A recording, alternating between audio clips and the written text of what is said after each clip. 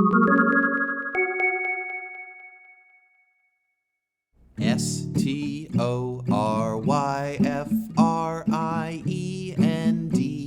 Storyfriends. It's Storyfriends. Hey, Storyfriends, welcome back. It's time for a new episode of Storyfriends. This is a place for you to come take a few minutes out of your day and explore some weird things about the world with us. And by the world, I mean essentially this tiny little corner of Lansing, Michigan, where we're shooting this video program. I hope you enjoy it. Thank you for tuning in. Thank you for commenting and giving us your feedback. We'd love to hear from you. So we're going to keep moving right along and get into our first segment, which is something that we're calling Songs to Wash Your Hands To.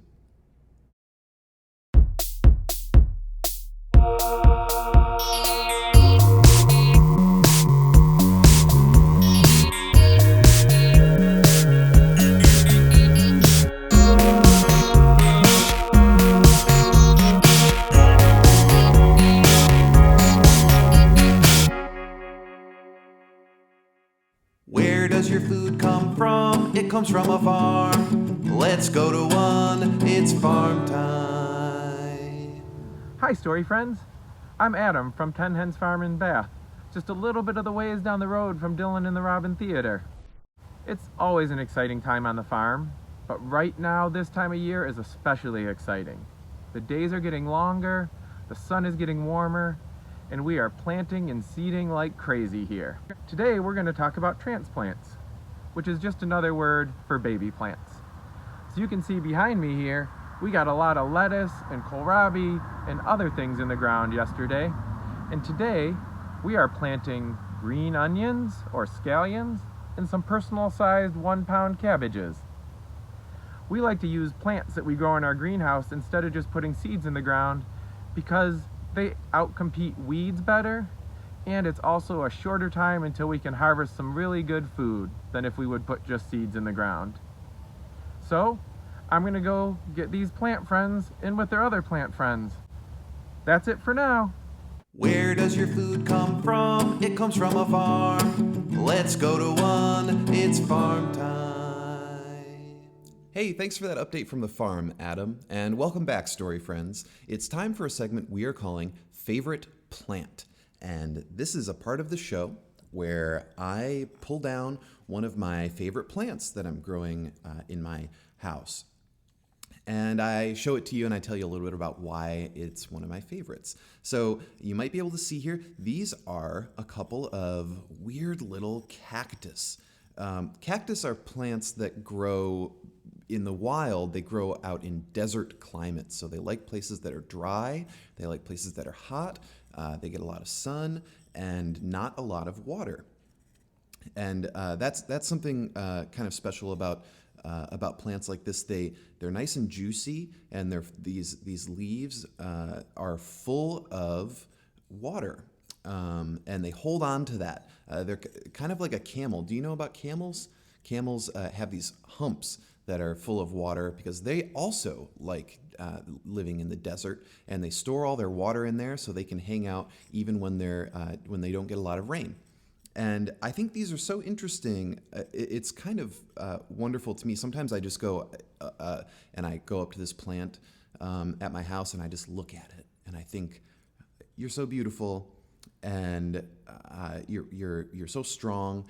But this is one of my favorite plants and I love it a lot. And I'm really looking forward this spring to popping off a couple of these little buddies and putting them in the ground and growing some brand new cactus, and I'll let you know how that goes. Thanks. This is one of my favorite plants. Who's that chef? Was there no one left? Who's that chef? The reluctant chef. Hi, Story Friends. Welcome to The Reluctant Chef. The Reluctant Chef is me, and we call it that because I'm in this time of self-isolation. I am taking a few timid, wary steps into the labyrinth of the culinary arts. I am spending more time in the kitchen.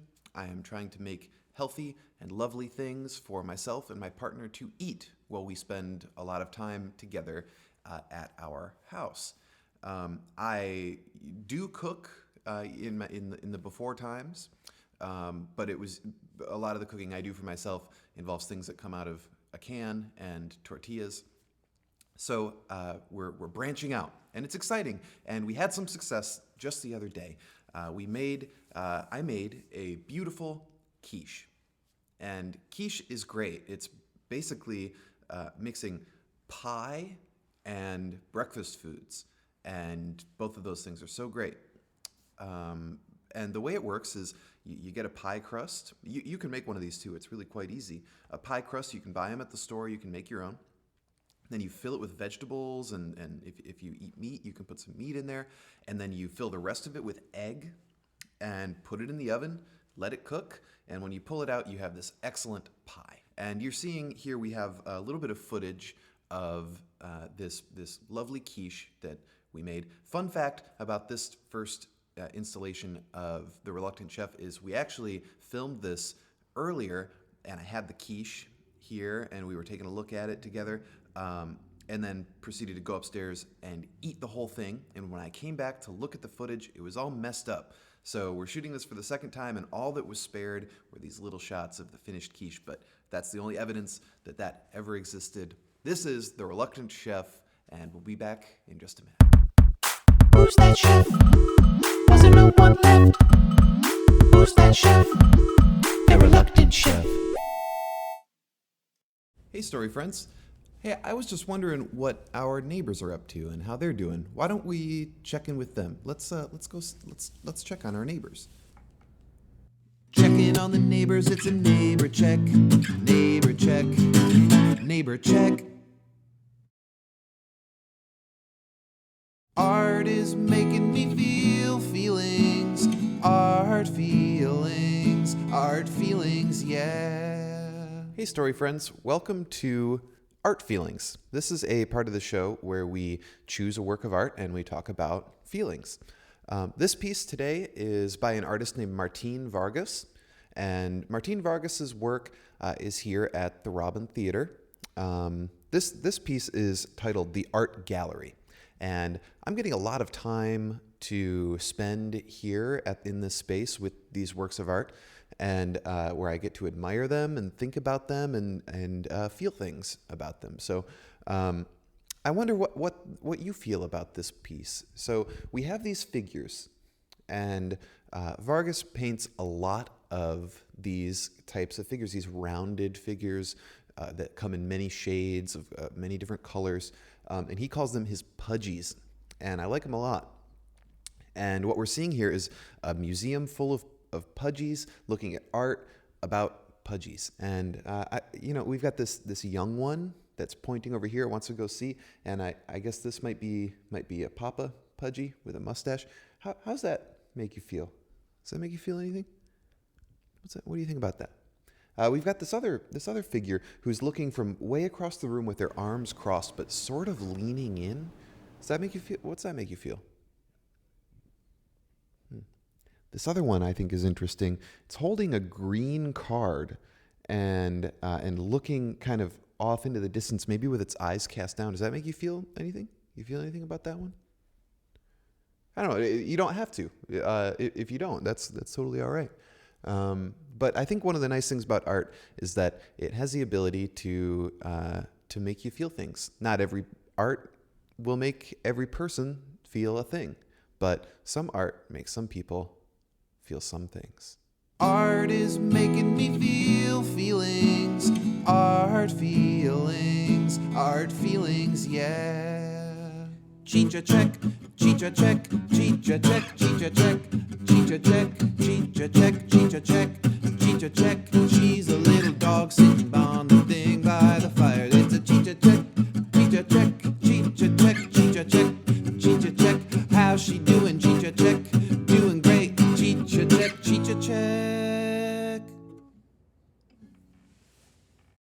Well, story friends, that's it for today's episode. Thank you so much for joining us. We'd love to hear from you sometime. As is our custom, we're going to leave you with one more song, and it's something that we're just kind of going to make up as we go to close this one out. Thanks again, and we'll see you next time.